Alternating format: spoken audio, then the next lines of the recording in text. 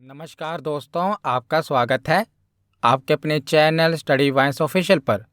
तो आज के इस वीडियो में हम करंट अफेयर का इम्पोर्टेंट टॉपिक, जहां से एक प्रश्न जरूर आपको देखने को मिलेगा, चाहे आप किसी भी परीक्षा की तैयारी कर रहे हो, यहां से आपको एक प्रश्न देखने को मिलेगा। तो आज के इस वीडियो में हम करंट अफेयर का टॉपिक भारत में पहली बार 2023 को कवर करेंगे। तो चलिए बिना देरी किए हुए वीडियो को शुरू करते हैं। तो चलिए वीडियो की शुरुआत करते हैं। तो सबसे पहला प्रश्न है कि हत्या के केस में एआई आधारित, एआई यानी कि आर्टिफिशियल इंटेलिजेंस, एआई आधारित चैट जीपीटी की मदद से जमानत पर फैसला सुनाने वाला देश का पहला हाई कोर्ट कौन सा बना है। तो चैट जीपीटी, अब तक तो आपको चैट जीपीटी के बारे में पता चल गया होगा। अगर नहीं भी पता चला तो आगे मैं भी बताऊंगा। तो चैट जीपीटी की मदद से किस हाई कोर्ट ने फैसला सुनाया था? तो इसका सही जवाब है Punjab and Haryana high court. तो Punjab and Haryana high court ने चैट जीपीटी की मदद से जमानत पर फैसला सुनाया था। तो आखिर ये चैट जीपीटी है क्या? तो चैट जीपीटी एक deep machine learning based chat bot है। चैट जीपीटी की फुल फॉर्म क्या है? तो chat generative pre train transformer, ये इसकी फुल फॉर्म है। और इसे डेवलप करने वाली कंपनी का नाम ओपन एआई है। और चैट जीपीटी एक तरह का चैट बोट है। यह एक ऐसा बोट है जो यूजर्स द्वारा पूछे गए सवाल को समझकर पूरी तफसील के साथ जवाब तैयार करके उसके सामने रख देता है। यानी कि चैट जीपीटी पर आप जो भी प्रश्न पूछेंगे उसका जवाब ये आपको देगा। तो ये एक प्रकार का चैट बोट है। अगला प्रश्न है कि विश्व का पहला ताड़पट्टी पांडुलिपि संग्रहालय यानी कि पाम लीफ मैन्युस्क्रिप्ट किस राज्य में खोला गया है? तो ताड़पट्टी पांडुलिपि संग्रहालय किस राज्य में खोला गया है? तो ये केरल की राजधानी तिरुवनंतपुरम में खोला गया है। तो ये ताड़पट्टी पांडुलिपि क्या है? तो पहले के समय में आपको पता ही है, जो इस प्रकार की, या आप जो देख रहे हैं, पेड़ की छाल होती थी या किसी प्रकार के पाम के जो पत्ते होते थे, ताड़ के जो पत्ते होते थे, उन पर लिखा जाता था। तो इसी ताड़पट्टी पर इतिहास की कुछ कहानियों को लिखा गया है, जिसे संग्रहालय में रखा गया है। और केरल की राजधानी तिरुवनंतपुरम में ये संग्रहालय खोला गया है। तो केरल की राजधानी तिरुवनंतपुरम में विश्व के पहले ताड़ के पत्ते का पांडुलिपि संग्रहालय की शुरुआत की गई है। और इसमें राज्य की सांस्कृतिक से जुड़ी हुई कई गुमनाम कहानियों को संरक्षित कर कर रखा गया है। और संग्रहालय में भारत की धरती पर पहली बार किसी भी यूरोपीय शक्ति को पराजित करने वाले त्रावणकोर साम्राज्य की कहानियों का खजाना भी मौजूद है। तो पहले के समय त्रावणकोर का जो साम्राज्य था, आज का जो केरला है, यहीं पर त्रावणकोर साम्राज्य था। तो इस साम्राज्य की कहानियों का खजाना भी इस संग्रहालय में मौजूद है। तो विश्व का पहला ताड़पट्टी पांडुलिपि संग्रहालय कहाँ खोला गया है? केरल की राजधानी तिरुवनंतपुरम में। अगला प्रश्न है कि नितिन गडकरी ने किस शहर में पहली मेथनॉल से चलने वाली बसों का अनावरण किया है? तो मेथनॉल से चलने वाली बसों का अनावरण बेंगलुरु में किया गया है।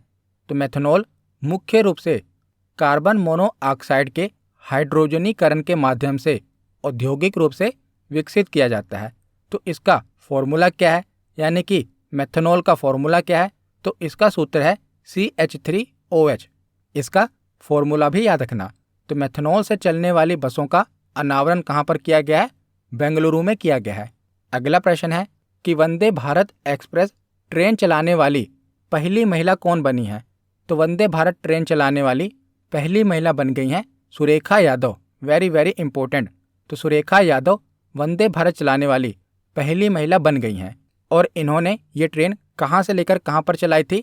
तो सोलापुर स्टेशन से लेकर मुंबई के छत्रपति शिवाजी महाराज टर्मिनस के बीच इन्होंने ये ट्रेन चलाई थी। तो इस समय वर्तमान में रेल मंत्री कौन है? तो रेल मंत्री हैं अश्वनी वैष्णव। अगला प्रश्न है कि कौन सा प्लेटफॉर्म दुनिया का सबसे लंबा रेलवे प्लेटफॉर्म बन गया है? तो पहले कौन सा प्लेटफॉर्म था जो दुनिया का सबसे लंबा रेलवे प्लेटफॉर्म था? तो वो गोरखपुर का था। पर अब वर्तमान में देखा जाए तो कौन सा दुनिया का सबसे लंबा रेलवे प्लेटफॉर्म बन गया है? तो ये कर्नाटक राज्य के हुबली में दुनिया का सबसे लंबा रेलवे प्लेटफॉर्म बन गया है। तो प्रधानमंत्री नरेंद्र मोदी ने कर्नाटक राज्य के हुबली में श्री सिद्धरूधा रेलवे स्टेशन पर 1.5 किलोमीटर का दुनिया का सबसे लंबा रेलवे प्लेटफॉर्म समर्पित किया। तो ये कहाँ पर है? कर्नाटक राज्य के हुबली में है। तो इसकी लंबाई कितनी है? तो इस प्लेटफॉर्म की लंबाई लगभग 1507 मीटर है, यानी कि लगभग 1.5 किलोमीटर इस प्लेटफॉर्म की लंबाई है, जिससे ये दुनिया का सबसे लंबा प्लेटफॉर्म बन गया है और ये कर्नाटक राज्य के हुबली में है। इससे पहले जो गोरखपुर का रेलवे प्लेटफॉर्म था वो दुनिया का सबसे लंबा प्लेटफॉर्म था। तो अब कर्नाटक राज्य के हुबली का प्लेटफॉर्म दुनिया का सबसे लंबा प्लेटफॉर्म बन गया है। अगला प्रश्न है कि उत्तर भारत की सबसे बड़ी तैरती सौर परियोजना यानी कि फ्लोटिंग सोलर प्रोजेक्ट का उद्घाटन कहाँ पर हुआ? तो उत्तर भारत की सबसे बड़ी तैरती सौर परियोजना का उद्घाटन कहाँ पर हुआ है? चंडीगढ़ में। तो ये उत्तर भारत की तैरती सबसे बड़ी सौर परियोजना है, जो कि चंडीगढ़ के सेक्टर 39 और धनास झील पर बनाई गई है। तो इसका उद्घाटन किसने किया था? तो चंडीगढ़ के प्रशासक और पंजाब के राज्यपाल बनवारी लाल पुरोहित के द्वारा इस परियोजना का उद्घाटन हुआ था। तो ये कहाँ पर है? चंडीगढ़ में है। अगला प्रश्न है कि अंधापन नियंत्रण नीति को लागू करने वाला भारत का पहला राज्य कौन सा बन गया है, यानी कि first state to implement blindness control policy. तो कौन सा भारत का पहला राज्य बन गया है अंधापन नियंत्रण नीति को लागू करने वाला? तो ये बन गया है राजस्थान। तो 13 जनवरी 2023 को राजस्थान के मुख्यमंत्री अशोक गहलोत ने बताया कि प्रदेश के चिकित्सा एवं स्वास्थ्य विभाग द्वारा प्रदेश में निरोगी राजस्थान की परिकल्पना को साकार करने की दिशा में एक अभिनव पहल करते हुए देश में पहली बार राइट टू साइट विजन के उद्देश्य के साथ अंधता नियंत्रण पॉलिसी लागू की गई है। तो अंधता नियंत्रण पॉलिसी किस राज्य में लागू की गई है? तो ये राजस्थान में लागू की गई है। अगला प्रश्न है कि कौन सा जिला भारत का पहला संविधान साक्षर जिला बना है? तो भारत का पहला संविधान साक्षर जिला बना है केरल का कोल्लम जिला। तो संविधान की मूल बातों के बारे में केरल के कोल्लम जिले के निवासियों को शिक्षित करने के लिए यह अभियान शुरू किया गया है और इसका उद्देश्य कोल्लम जिले को संवैधानिक रूप से साक्षर जिला बनाना है।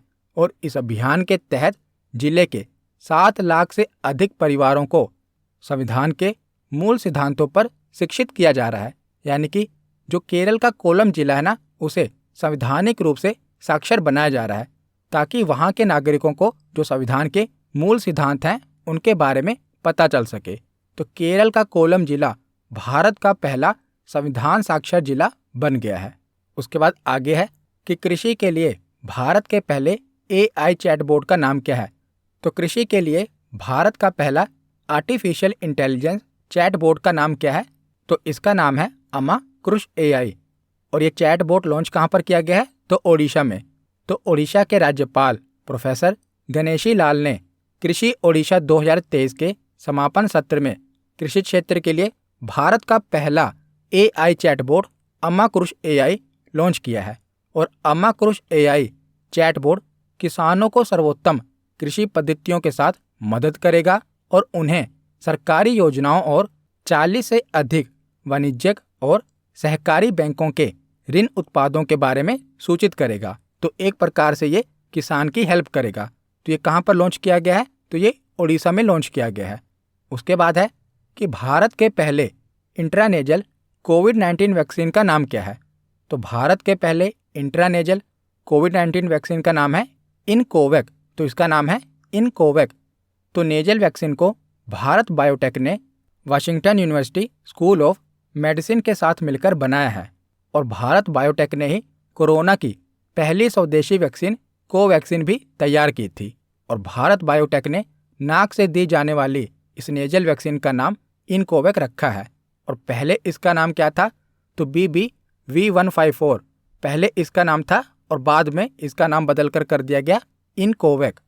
अगला प्रश्न है कि मैन होल की सफाई के लिए रोबोटिक तकनीक का उपयोग करने वाला पहला राज्य कौन सा बन गया है? तो जो सीवरेज वगैरह है ना, उसकी सफाई के लिए रोबोटिक तकनीक का उपयोग करने वाला पहला राज्य कौन सा बन गया है? तो केरल।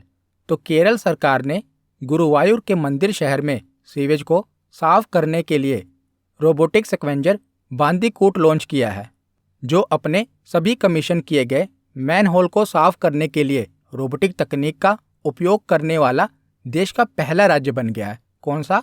केरल। अगला प्रश्न है कि सियाचिन में तैनात होने वाली पहली महिला अधिकारी कौन बन गई हैं?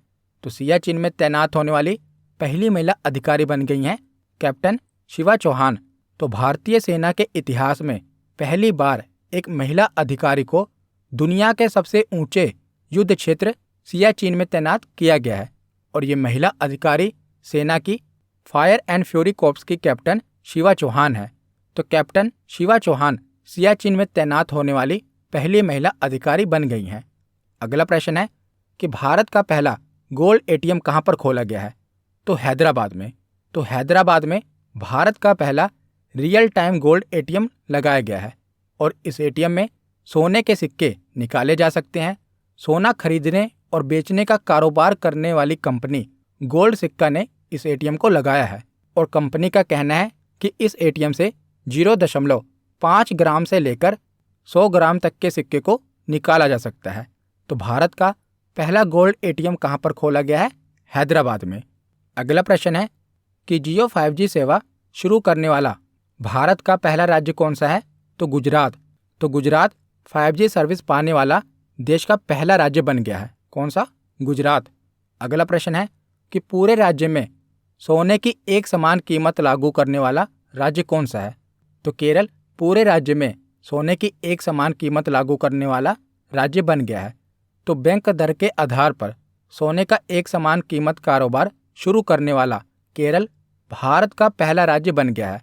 तो 916 शुद्धता वाले 22 कैरेट सोने का मूल्य एक समान रखने का निर्णय लिया गया है। तो किस राज्य ने यह निर्णय लिया है? केरल ने। अगला प्रश्न है कि भारत का पहला वन विश्वविद्यालय कहाँ स्थापित किया जाएगा? तो भारत का पहला वन विश्वविद्यालय तेलंगाना में स्थापित किया जाएगा। तो जो ये वन विश्वविद्यालय है ये कहाँ पर स्थापित किया जाएगा? तेलंगाना में। तो तेलंगाना विधानसभा द्वारा ये अनुमति दे दी गई है कि तेलंगाना में वन विश्वविद्यालय बनाया जाएगा और यह विश्वविद्यालय भारत का पहला और दुनिया का तीसरा वन विश्वविद्यालय होगा। अगला प्रश्न है कि हर गांव में पुस्तकालय वाला देश का पहला जिला कौन सा बन गया है जहां पर हर गांव में लाइब्रेरी है? तो हर गांव में पुस्तकालय वाला देश का पहला जिला कौन सा है? तो झारखंड का जामताड़ा। तो झारखंड का जामताड़ा देश का एकमात्र जिला बन गया है जहां सभी ग्राम पंचायतों में सामुदायिक पुस्तकालय है। तो लगभग 8 लाख की आबादी वाले इस जिले में 6 ब्लॉक के तहत कुल 118 ग्राम पंचायतें हैं और प्रत्येक पंचायत में एक पुस्तकालय है। तो हर गांव में पुस्तकालय वाला देश का पहला जिला कौन सा बन गया है? झारखंड का जामताड़ा। अगला प्रश्न है कि भारत का पहला वर्ल्ड पीस सेंटर कहाँ पर स्थापित किया जाएगा? तो भारत का पहला वर्ल्ड पीस सेंटर कहाँ पर स्थापित किया जाएगा? गुरुग्राम में। तो शांति के राजदूत प्रख्यात जैनाचार्य डॉक्टर लोकेश जी द्वारा स्थापित अहिंसा विश्व भारती संगठन हरियाणा के गुरुग्राम में भारत का पहला विश्व शांति केंद्र यानी कि वर्ल्ड पीस सेंटर स्थापित किया जाएगा। उसके बाद अगला प्रश्न है कि भारत का पहला सैनिटरी नैपकिन मुक्त गांव कौन सा बन गया है? तो भारत का पहला सैनिटरी नैपकिन मुक्त गांव कौन सा बन गया है? तो कुंबालंगी गांव जो कि केरल में है। तो कुंबालंगी गांव जो कि केरल में है ये भारत का पहला सैनिटरी नैपकिन मुक्त गांव बन गया है। तो केरल के राज्यपाल आरिफ मोहम्मद खान ने कुंबालंगी को देश का पहला सैनिटरी नैपकिन मुक्त पंचायत घोषित किया है और इस पहल के अंतर्गत 18 वर्ष और उससे अधिक उम्र की महिलाओं को मेंस्ट्रुअल कप वितरित किया गया और पंचायत में जागरूकता कार्यक्रम आयोजित किया गया। तो कुंबालंगी गांव भारत का पहला सैनिटरी नैपकिन मुक्त गांव बन गया है। तो अगला प्रश्न है कि भारत का पहला ग्लास इग्लू रेस्टोरेंट किस राज्य या केंद्र शासित प्रदेश में खोला गया है? तो ये जम्मू कश्मीर में खोला गया है। तो जम्मू कश्मीर के गुलमर्ग में खुला है भारत का पहला ग्लास इग्लू रेस्टोरेंट। कहाँ पर खोला गया है? जम्मू कश्मीर के गुलमर्ग में। तो यहाँ पर हमने सारे इंपॉर्टेंट प्रश्न देख लिए। अब मैं आपसे 3 प्रश्न पूछता हूँ और इन तीनों के जवाब आपको कमेंट सेक्शन में देना है। देखते हैं आपको कितना याद हुआ। तो पहला प्रश्न है कि वंदे भारत एक्सप्रेस चलाने वाली पहली महिला कौन बनी है? दूसरा प्रश्न है कि भारत का पहला गोल्ड एटीएम कहाँ पर खोला गया है? और तीसरा प्रश्न है कि भारत का पहला वन विश्वविद्यालय कहाँ पर स्थापित किया जाएगा? तो इन तीनों प्रश्नों का जवाब आपको कमेंट सेक्शन में देना है। तो आज की वीडियो यहीं पर ख़त्म होती है। कैसी लगी ये वीडियो कमेंट सेक्शन में ज़रूर बताना। धन्यवाद।